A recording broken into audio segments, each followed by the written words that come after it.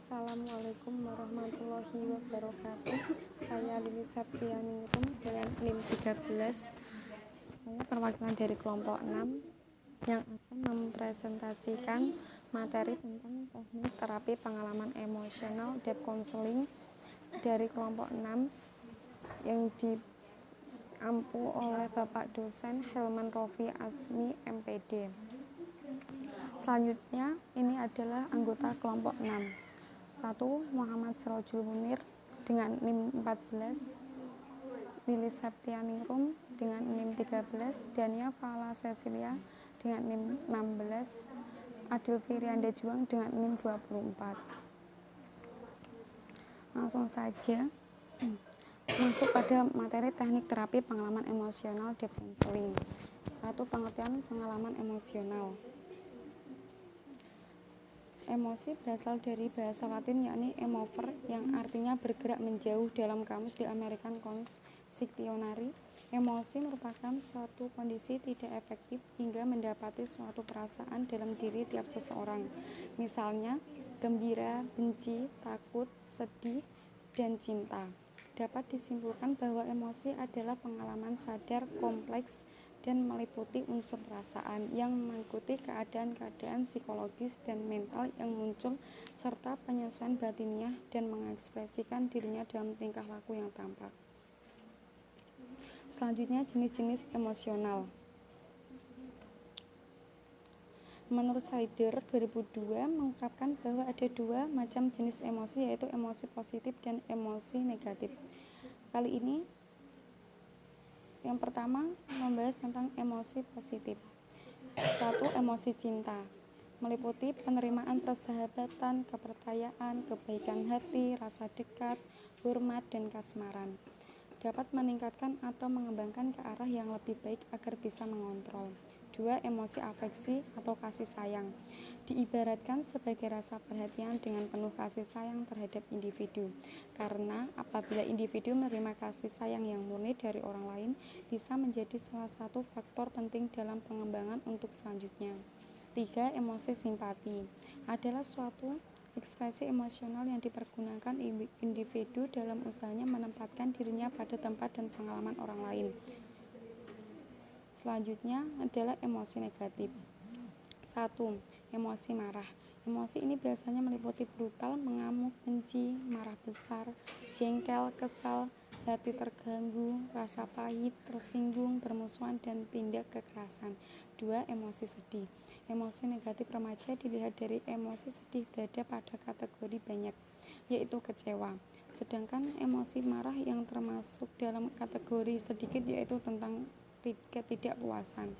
Ketiga, emosi takut. Ketakutan misalnya menyangkut dengan ujian yang akan diikuti, takut sakit, kekurangan uang, rendahnya prestasi, keadaan keluarga yang kurang harmonis, tidak populer di mata lawan jenis. 4. Emosi malu. Misalnya rasa bersalah, malu hati, kesal hati, menyesal, dan hina. Selanjutnya adalah tipe masalah debt counseling. Para pendiri psikoterapi menerapkan teknik-teknik debt oriented pada klien-klien dengan semua jenis gangguan. Harry Sullivan 1964 misalnya memfokuskan banyak pekerjaannya pada orang-orang dengan skizofrenia.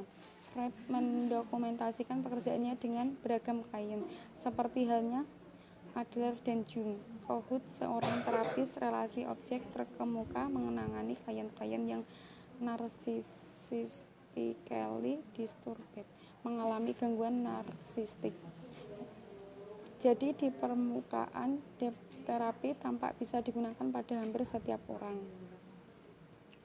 Konsep. 1. Konselor harus membuat kontrak yang jelas dengan klien bahwa mereka mau menghadapi materi yang belum ingin mereka lihat sampai saat ini. Sebagai contoh, dokumen informed consent. 2. Para klien debt terapi paling tidak juga membutuhkan kecerdasan dan kemampuan berpikir abstrak dengan tingkat rata-rata.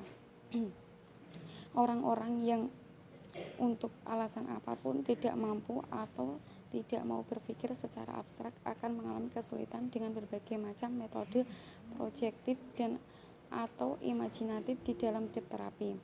3.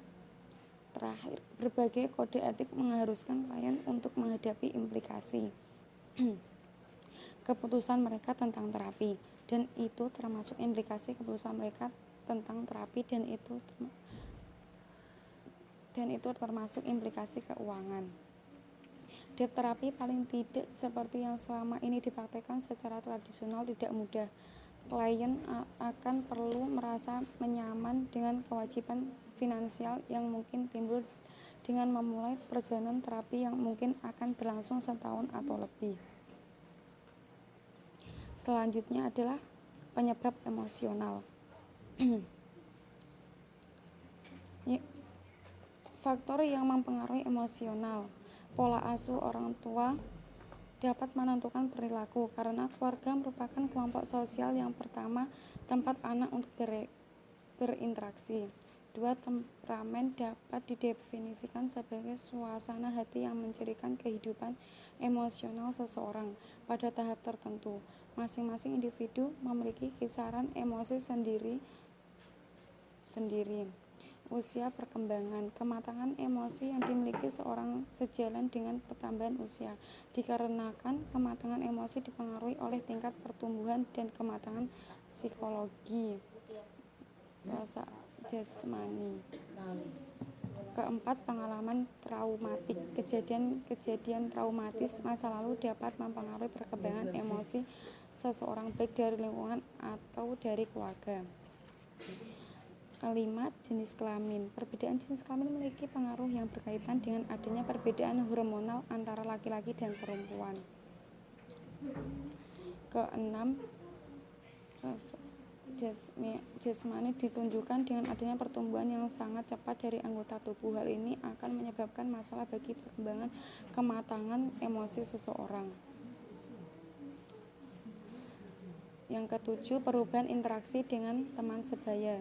Seseorang seringkali membangun interaksi dengan teman sebayanya. Faktor yang sering menimbulkan masalah emosi pada masa ini adalah hubungan cinta pada lawan jenis. Hal ini tidak jarang menimbulkan konflik dan gangguan emosi. Ke-8, perubahan pandangan luar. Adanya sejumlah pandangan luar yang dapat menyebabkan konflik emosional dalam diri seseorang, yaitu sikap dunia luar terhadap seseorang tidak konsisten. Dunia luar atau masyarakat masih menerapkan nilai-nilai yang berbeda untuk seorang laki-laki dan perempuan. Seringkali kekosongan seseorang dimanfaatkan oleh pihak luar yang tidak bertanggung jawab. Sekian presentasi dari saya. Kurang lebihnya mohon maaf. Wassalamualaikum warahmatullahi wabarakatuh.